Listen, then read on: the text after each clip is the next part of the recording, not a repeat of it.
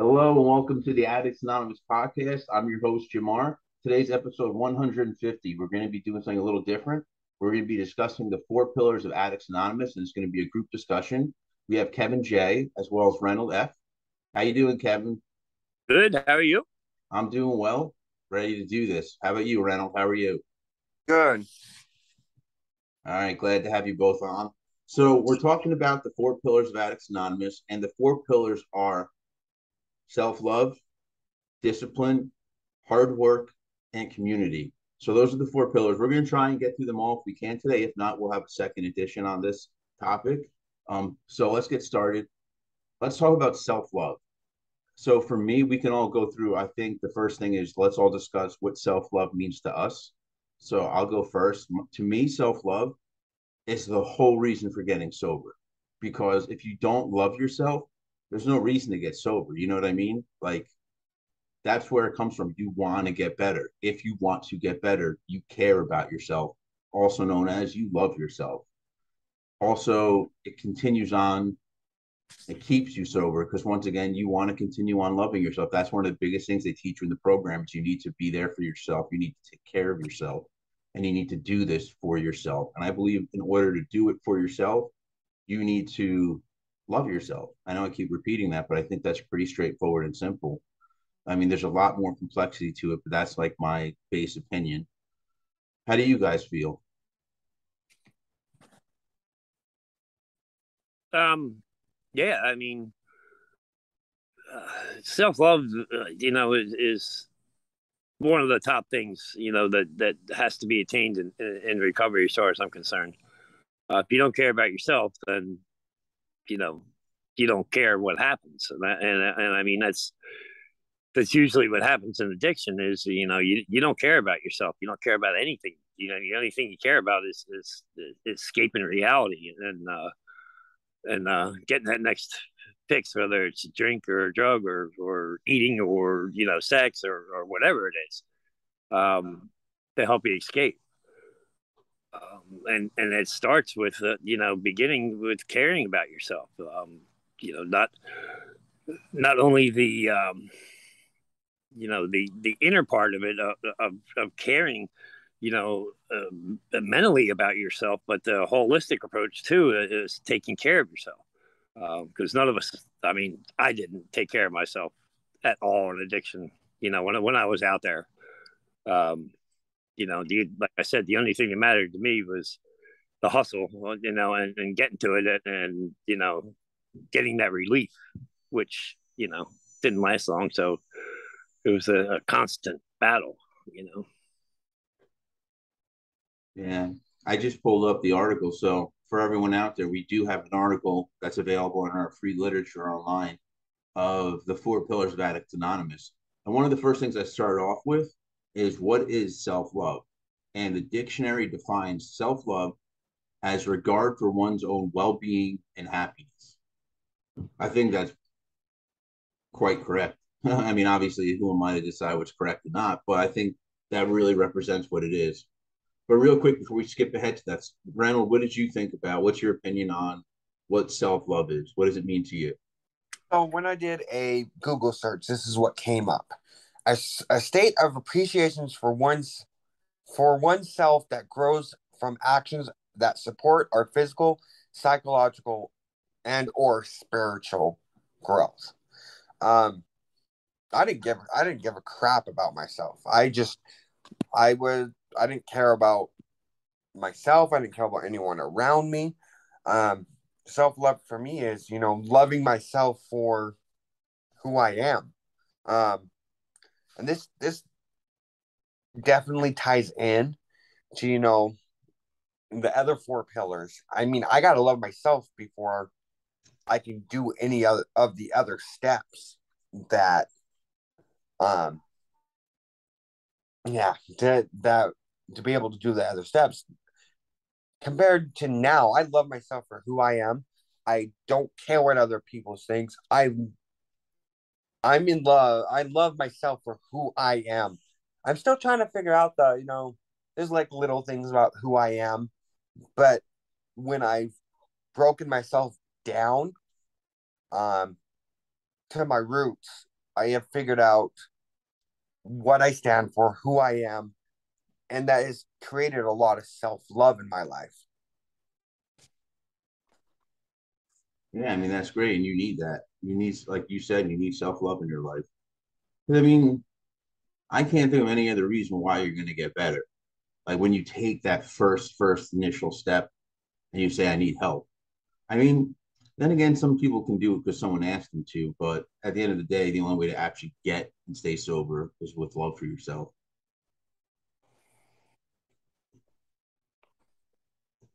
So, what do you guys think as far as maintaining self-love? How do you think you maintain self-love?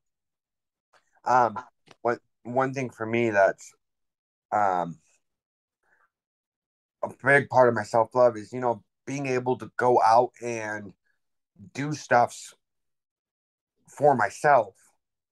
I like me personally, I like to reward myself for reaching certain milestones. Does that make sense? Like, I have 356 days. So once I hit my year, I'm gonna go reward myself. I'm gonna go take some time out of my day, take a day off from everything that's going on with my life. I'm gonna go reward myself, go out to dinner, go do something. That is self-love. Like something that's big for me is like once a month I'll spend that $50 and I'll go get a massage. That's self-love, self-care. Self-care and self-love for me, they go hand in hand to each other. Absolutely. That's a great example, self-love and self-care. I mean, straight up, when there were times I was in deep depression and I was an addict and an alcoholic, I didn't even shower. There were times I didn't shower for a while, didn't brush my teeth, didn't take care of myself because I didn't love myself. I used to tell myself all the time, you're an idiot, you're an asshole, go kill yourself, you're a piece of garbage, nobody loves you. So that was the opposite of self-love. I kind of hated myself, or I did hate myself. I hated who I was. So self-care definitely ties into self-love big time.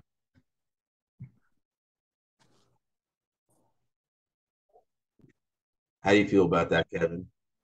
Oh, we got a guest joining us, another person. Got our friend Adam on the line. He'll be here in a moment. He's just connecting to audio. You there, Adam? I'm here. There you are. Just want to welcome you to the group. How's your morning going so far? Good. A little hectic, but ready to settle down now. Ah, that's great. Thank you for joining us. I appreciate it. Absolutely. So we're talking about self-love. It's the first pillar of our program. The first question, which I guess we'll go back and to get your answer on, is what does self-love mean to you? Oh, wow. Self-love. Well, I think it's probably important to point out that I was never really taught, how to love myself growing up.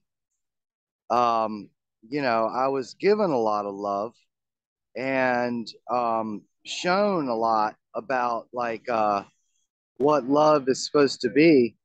But, unfortunately, my information came from misinformed people, So I really had to learn how to reparent myself and get in touch with that inner child that never learned, how to love themselves. So a lot of what that looks like for me now is definitely self-care. Just taking time out to make sure that my needs are met. Um, you know, and doing all those positive things that lift up my spirit and really give myself permission, to do what is necessary for myself and my best interests, um, and all of my relationships. Yeah, so self love is definitely like a critical piece for me um, to learn, um, and a lot of that learning comes through guidance from mentors and peer support, and good spiritual teachers, and so many tools that we have in recovery that I try to utilize. And that's great. You mentioned self-care. We were just talking about that before you popped in, that self-care Reynold brought up as part of self-love. Big time. Yeah.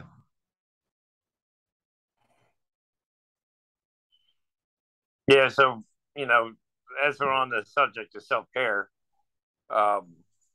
yeah, I like that Reynold brought up the part about spirituality along with everything else. You know, I did that when I was talking about it, and that's an integral part of it. But the whole thing is self care. For me, is like Adam was saying. I had to learn from other people what self love was, what self care was. It's not that my parents weren't loving or whatever. They just it was I guess the sign of the times back then. But there was never a mention of self love or there might have been a you got to take care of yourself type talk, but nothing that involves self love. I mean, and I had to get it from other places, and we're going to cover this later on. But I mean, a lot of it came from community. It was suggested I enter into therapy, so I did. It was suggested that I go see the medical doctor, which I did, and all those things put together, I learned so much. Trying to do it on my own was just impossible. Even when I went to the medical doctor, I learned stuff that I never knew. I had been in therapy before, and I made a half-hearted attempt to, take care of myself. And in those times when I was sober, because I was in and out, I had a lot of relapses and things going on before I finally, as I say, finally got it. But, I learned from my medical doctor that, if you lack vitamin D, you can become majorly depressed. You can't fight off infections and not only infections, but sicknesses. Now I can't think of the word. Illness, viral infections. Which for me, I continuously was getting viral pneumonia and bronchitis, and smoking, of course, and I still battle that. I quit, and I started. I quit, and I started. But anyway, and she, and doing blood work, she found out I had no vitamin D in my system, and at that time I was majorly depressed. I was getting pneumonia 2-3 times a year, and I learned just as making sure there's vitamin D in my system. The depression didn't totally go away, but I don't battle it like I used to. It doesn't render me, in bed for weeks at a time like it used to. And I don't know if it was all about not having vitamin D in my system. Was it a combination of my therapy, eating the right things, taking supplements, which to me is all part of self-love and self-care.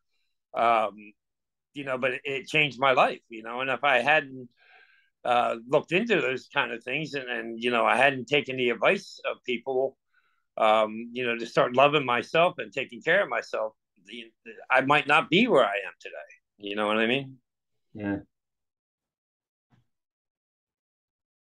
And another thing is the self-care. It keeps us sober, because I was just, once again, I was trying to grab some notes from the article I wrote, that it could be a sign of an impending relapse. Like if everything's good with you, and then I know your family just sees you sitting on the couch, not moving, not showering, not brushing your teeth, you're not taking care, you're doing nothing but smoking cigarettes all day.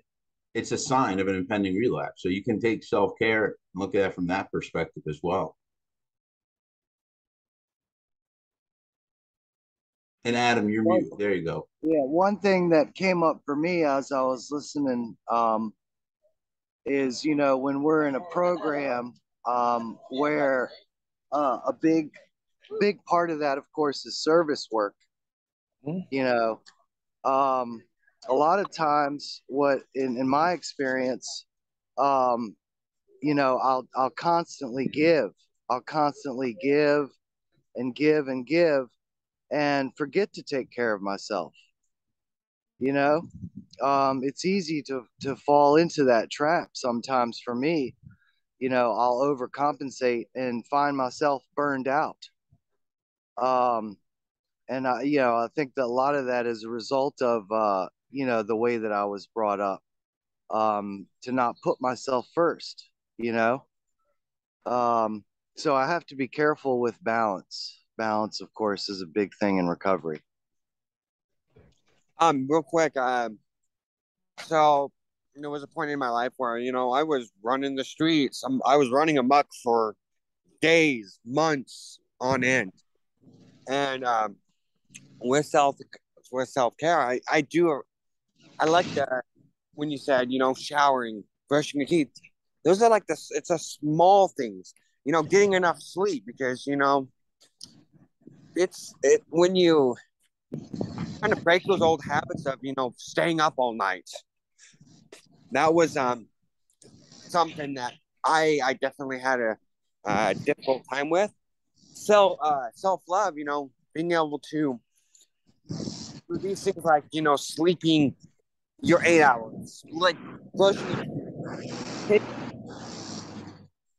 Those are the little small things that I think, in my personal opinion, um, with self love, that is kind of the make or break point. If you see a consistent breaking these, it could lead to a relapse because you're no longer loving yourself because you're not taking care of yourself.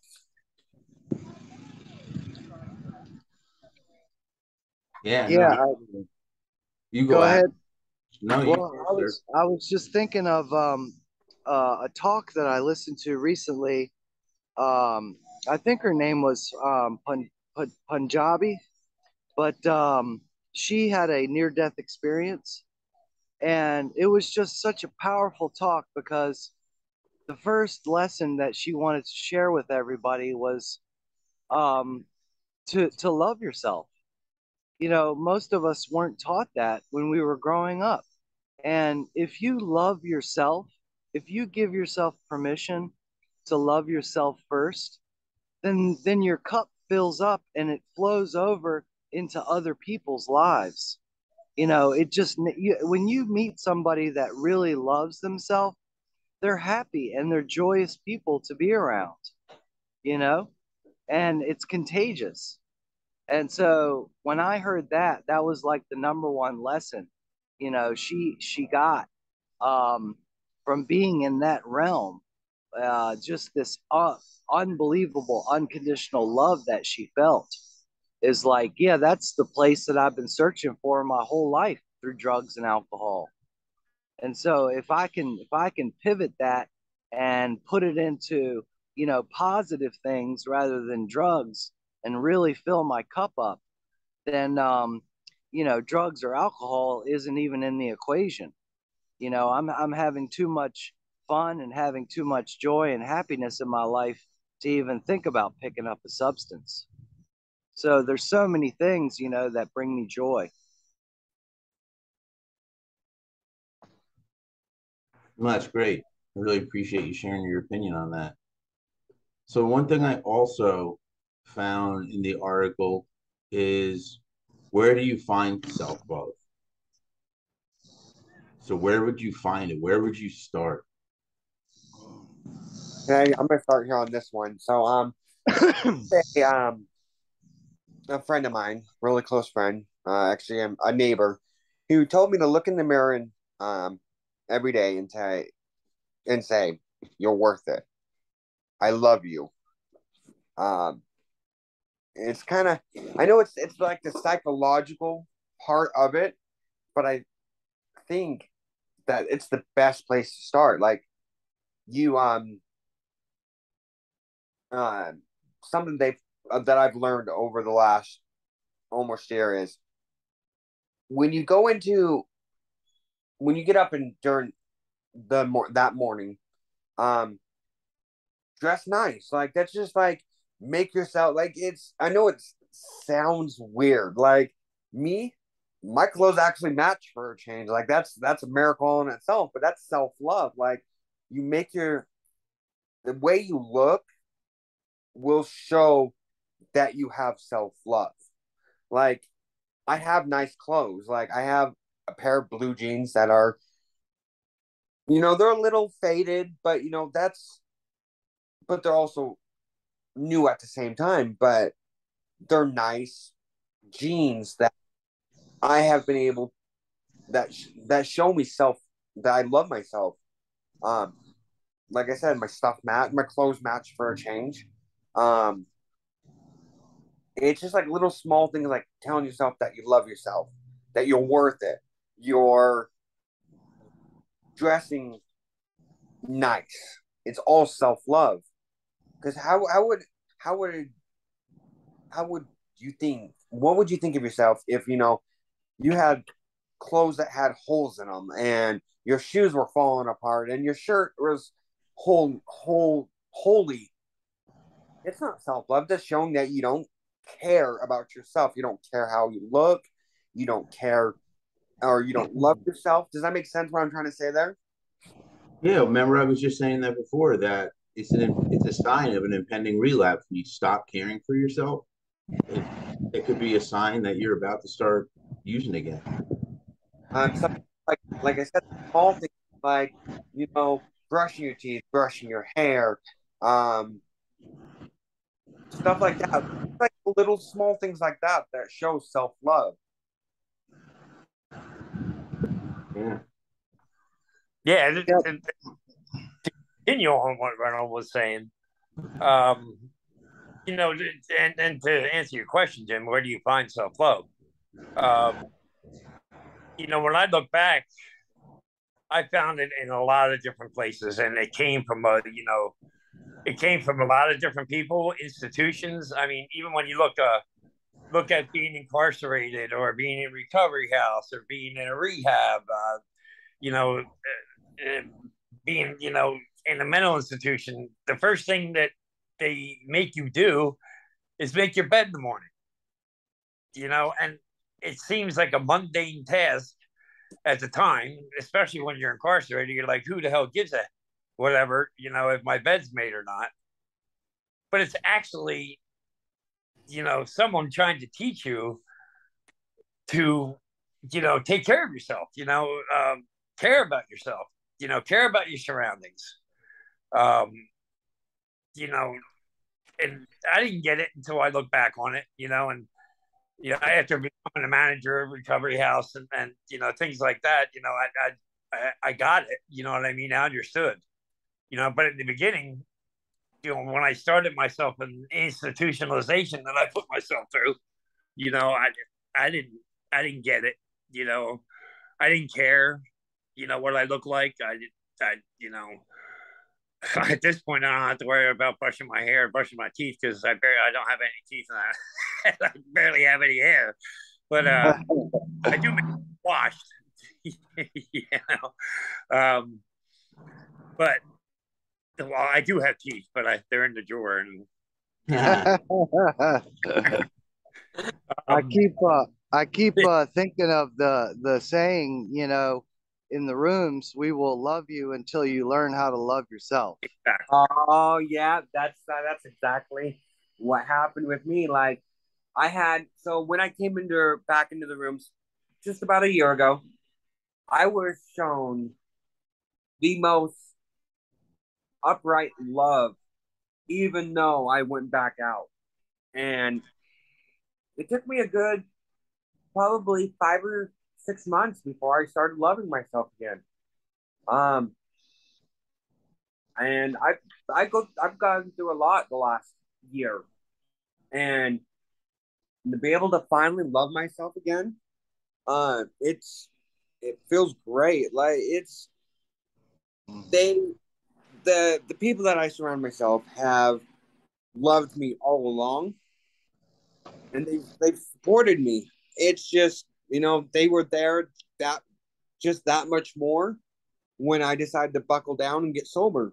And they have loved me unconditionally since I came back into the rooms. I mean, of course, they loved me beforehand, but you know what I mean? Yeah. Well, the other thing about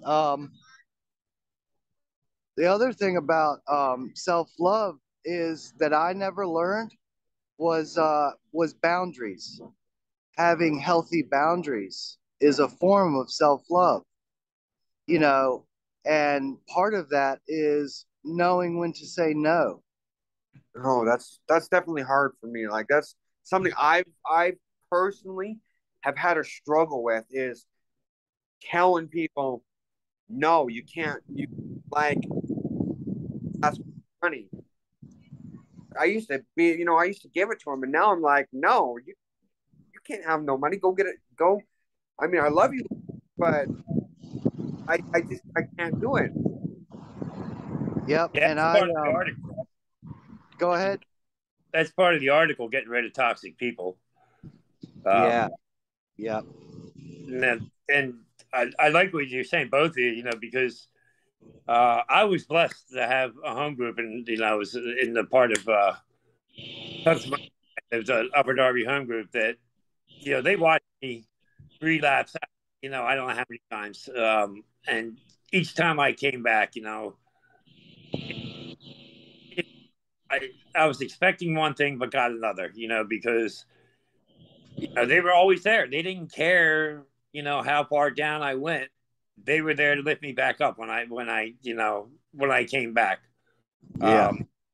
And unconditional love. Of course, you always have your idiots, that look down on you, and it was some, I'm sure. And I had guys that love me say you're an asshole, when I came back, Yeah. but it was out of love. It wasn't, out of hate. It Yeah. was basically saying, we told you, asshole, if you keep doing this, you're going to end up doing that. And, that was a part of self-care too, is, understanding that when people are telling me stuff, you know, I have to accept it, and I don't have to, I have to weigh it over in my mind, and look at everything, look at the whole picture. If I had somebody who's got 30 years tell me not to do something or suggesting not to do something, maybe I should take heed, and understand. Not now, I'm not saying that every old timer is has great advice, but the ones that were in my life did, and I was blessed because of that. Men, women, I'd be homeless. They give me rides to meetings. They'd make sure I had food in my stomach. They would buy me cigarettes. At the time, which was important. I mean, as bad as it sounds, when you're struggling with everything else, and you don't have, when you're addicted to nicotine, you don't have any. It's pretty rough, but anyway, Yeah. it kind of contradicts self care, but I guess it's one of those things. If you know, if you've been there, you've been there. Yeah. Exactly. But yeah, having that, that's another one of the pillars is community. But actually learning from them, and doing what suggested. Like I said, not every suggestion is the best, but I'd say a good 80% of the suggestions I would get when I came back or before I went out, were great advice. And of course, in my head, I'm thinking, yeah, whatever, dude. I'm going to do me. And look where that got me. One thing that also is coming to mind is the song, looking for love in all the wrong places. Right. And I mean, that's what I was taught was love is outside of myself, being in a relationship, having lots of money, having lots of material things, getting lots of applause and appreciation. And So I had to really turn that around and find the love within myself, and where do I find that is, I find it through all of the things that I do that build, the self-worth, all the things that we're talking about. It's a huge kind of, melting pot of ingredients that goes into baking, a loving cake, if you will. Right. Yeah. When you're at your lowest and you have someone come up to you and say, you're worthy, we love you. You're a human being. You made mistakes, but you can get better. Yeah. It is one of the biggest things to boost your self-love, your self-care, because you could be at your lowest point, and don't care about anything, and have somebody come up to you and say, look, dude, we love you, we want you to get better. You can get better. Makes you think, Yeah. puts that, lights that fire under your ass, Yeah. So I've tried this recovery thing before, and the last run I had no self-care or self-love. I didn't care about myself, and that did not end up going the way I'd like or would have wanted it to go. I ended up relapsing after just over 6 months. Now this time around, I have built myself up around the people I surround myself loving me until I could love myself. And they have, now that I love myself, they are continuing to love me while I love myself. Did your video go out? It did for a minute. Oh, okay. I will get it back on here in a minute, but that's what I got. No, I think we got a lot of input on self-love there. Yeah. The last thing I want to just bring up is, Adam mentioned balance, and we're talking about the 4 pillars. So I thought I'd bring up the second step. The second step of Addicts Anonymous 10 steps is we were convinced that with self-love, discipline, hardworking community, we could bring our lives back to balance. Yeah, I love that. Yeah, so that's a big part, is bringing your life back to balance, and self-love has a part to do with that. It helps you balance that scale. You got to, eventually. Big time. So let's move on. We got a lot of input on self-love. Unless, does anyone have anything else to add? Anything else they can think of? Well, actually, I'm sorry. I'm going to bring up one last thing. I was just taking another look at the article, and one of the things is, it says, where do we find it? And one of the big things that we need to start with, I think, is inside of us. Yeah. We have to dig deep down inside and find that thing that just says, I don't want to die. I don't want to continue on with this. I don't want to end up in jail. I don't want to end up in some type of mental institution because I drove myself insane. So you need to have that.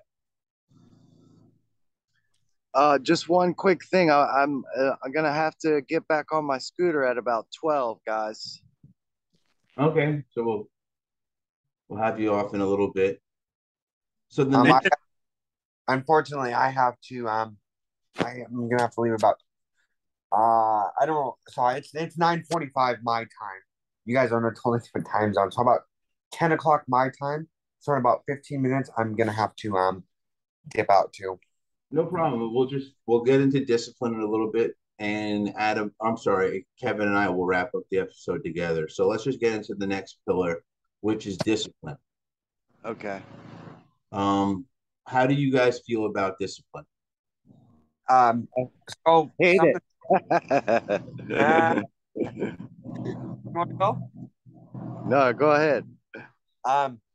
Self-discipline. So that's a big thing for me because I've had without self-discipline, it would be nearly impossible to break some of the habits that I picked up while living on the streets or in my addiction period.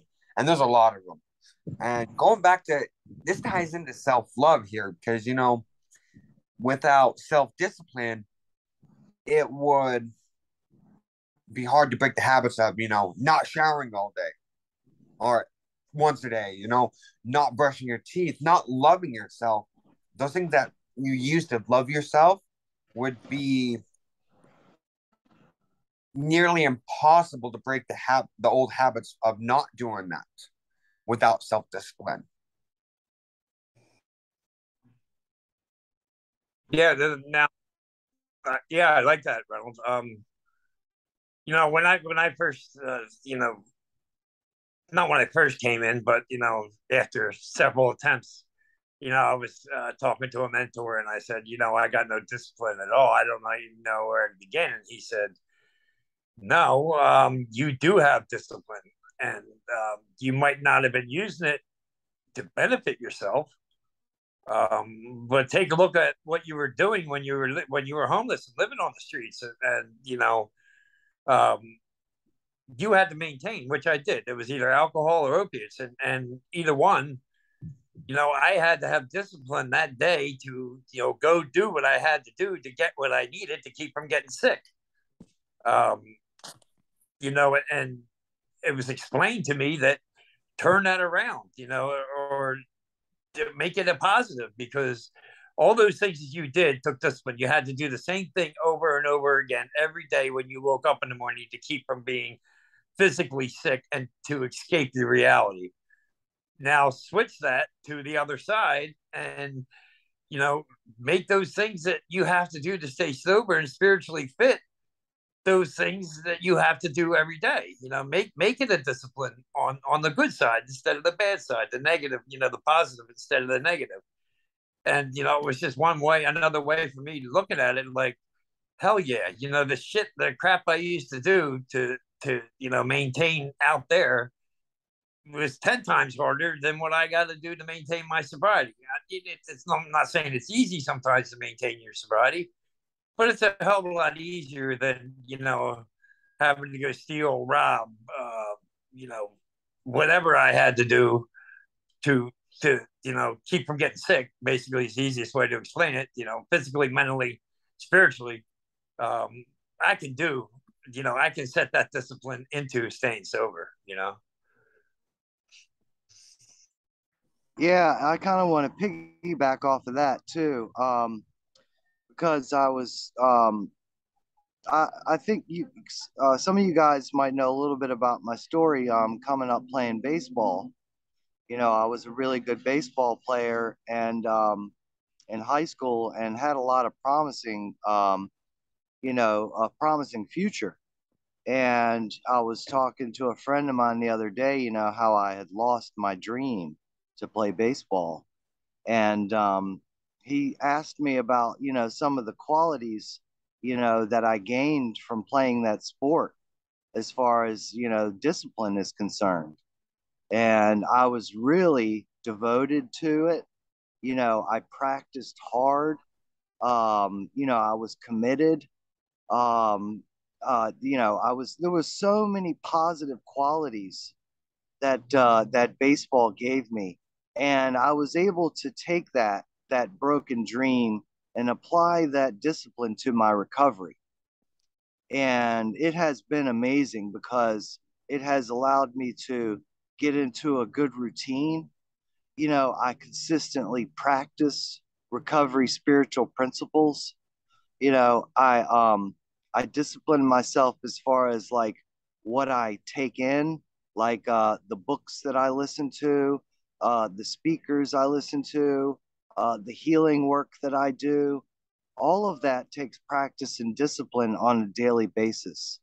You know, it says as far as you know, like in the big book, you know, it's contingent on the maintenance of our spiritual condition. And the maintenance of our spiritual condition, of course, takes discipline, a lot of discipline. You know, when you think about like the monks out there in Tibet, that meditate in caves for hours and hours and hours a day.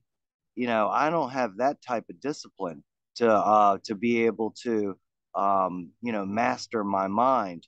But I do have 15 minutes in the morning to do a little bit of meditation and prayer and read something positive. And then throughout the day, look at positive things, do positive affirmations, keep a routine as far as meetings are concerned, things like this. All of that, of course, is very important tools to practice as far as the discipline of recovery and my spiritual maintenance. It's great. Yeah, discipline is very, very important. Someone said before, I forgot who it was, one of you said that it ties into self-love, and you're right. All the four pillars tie into each other. So, I mean, to love yourself is part of self-discipline.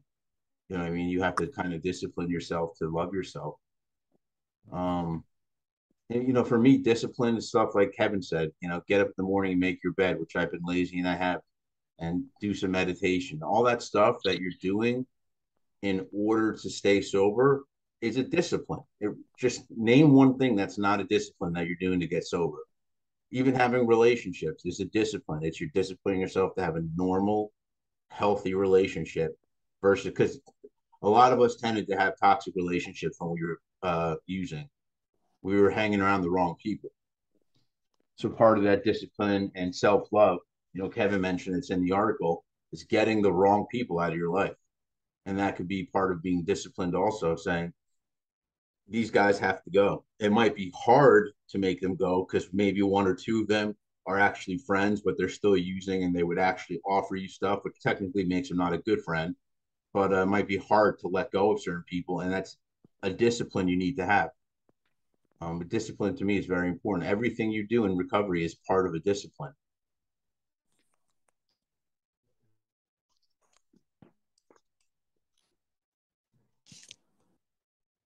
So how do you guys right now, what message would you give? Because we're almost soon, are you guys going to leave? And I figure we'll wrap it up at 12. What do you guys see as how you keep yourself sober nowadays? What's part of your discipline? Or you know what, even better, what advice would you give people? Let's end with each of our takes on advice of what to do. And it could be just related to all the four pillars. That would depend on the person I'm talking to, obviously. That's great. That's fair. A lot of us have mental health issues that have to be addressed, concurrently with the addiction issues. So my first suggestion to them is, to get help. If you have mental illness, get into some kind of mental health program with, a therapist and psychiatrist and whatever need to be. And then,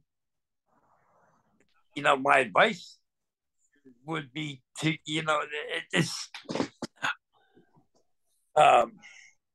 my advice to them would be, to like the four pillars say, I would just, and before I learned the four pillars with you, Jim, I mean, my advice would be the four pillars, you know what I mean? But without mentioning them, you got to take care of yourself first. You got to get disciplined in your life. You got to work a program if that's what needs to be done for you. And I understand some people, have issues working with a program, but whatever you need to do, you have to be disciplined at.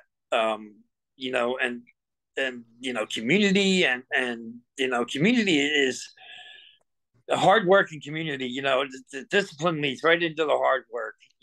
And for me, getting into a community, whether it's a 12-step program, group therapy, outpatient program, or whatever. For me, I got to realize I can't do this by myself. 12-step programs help me tremendously. You know what I mean? But I get it. Some people just don't like them, and that's fine. But you got to be disciplined in whatever you got to do to keep from going back to your drug of choice. you got to learn from your community of how to, how to stay sober, how to stay clean, how to, you know, um, invite spirituality into your life, and it all takes hard work. It's just not something that's going to fall in your lap.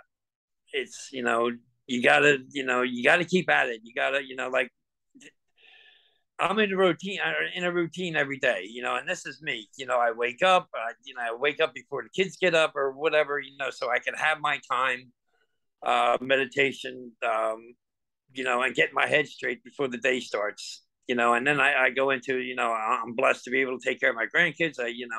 We have a certain routine that I go through, but then I find time during the day for my recovery as well. I might, um, you know, post things on, TikTok, Facebook, and, I get messages back, and I end up helping those people sometimes, that need help. They have questions, they need answers. And, I'm not a doctor or psychiatrist, whatever, but, I can tell them what worked for me. You know what I mean? And that's, once you get through and you're spiritually fit, I think it's your responsibility to go on and help somebody else, and that's a part of my recovery every day. Whether it be something that's tiny or helping somebody get into a rehab, that's what I do every day. And, and I have to do it every day, and there's other things that are involved. For me, it's part of it is Christianity, and, I read scriptures, whatever, but that's just me. You can do whatever it is that you do, to get clean and to stay sober. Do it, and do it with vengeance, and keep doing it. Just don't stop.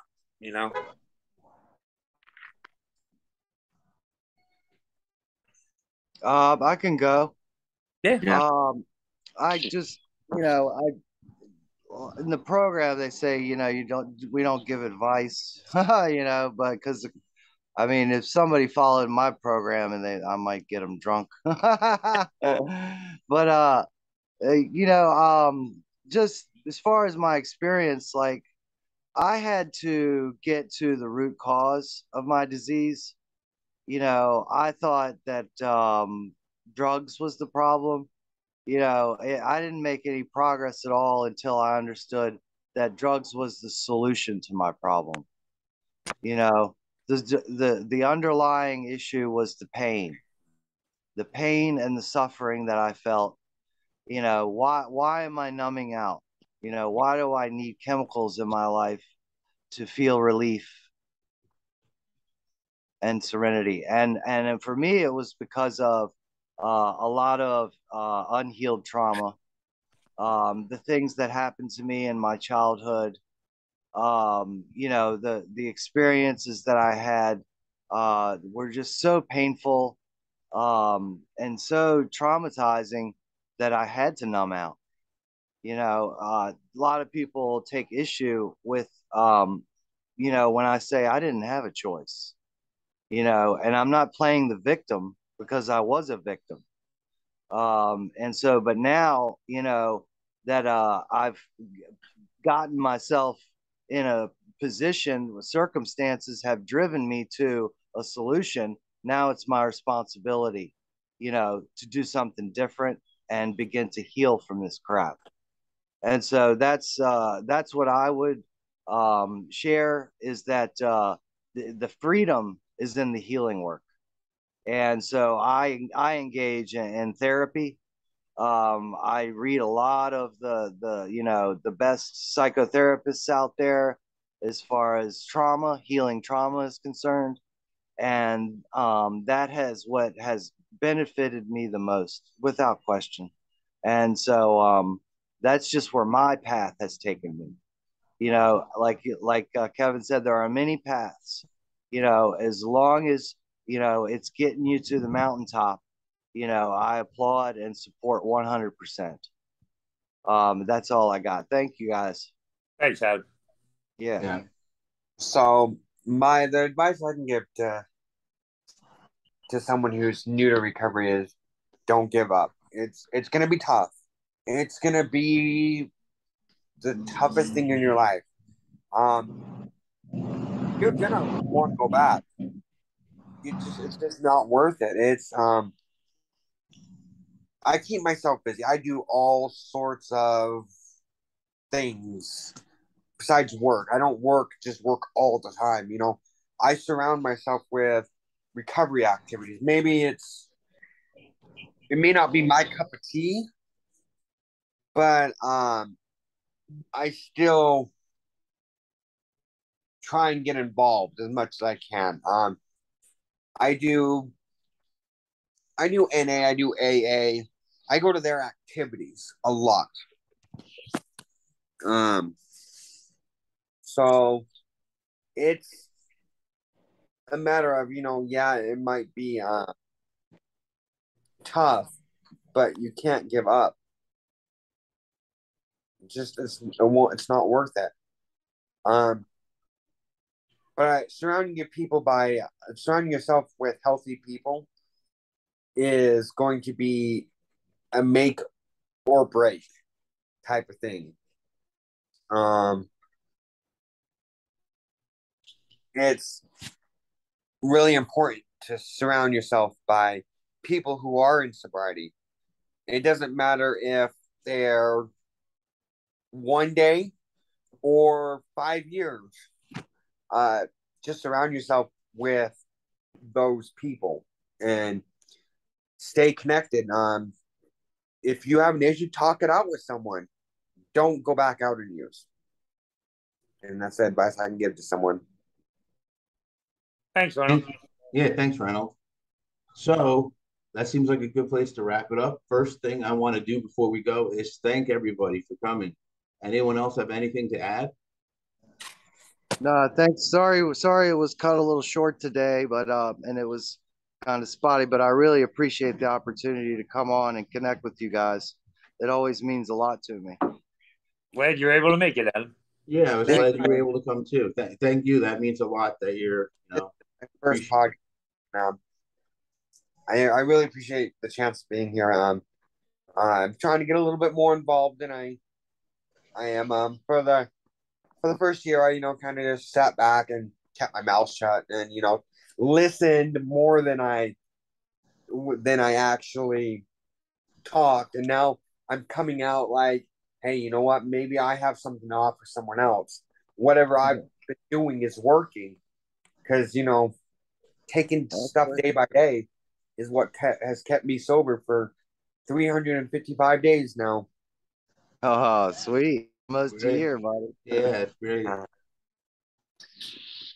Yeah, I appreciate you guys giving me the opportunity. All right, I appreciate you coming on. I appreciate all three of you. And I guess everybody just sit tight for me for a minute or so.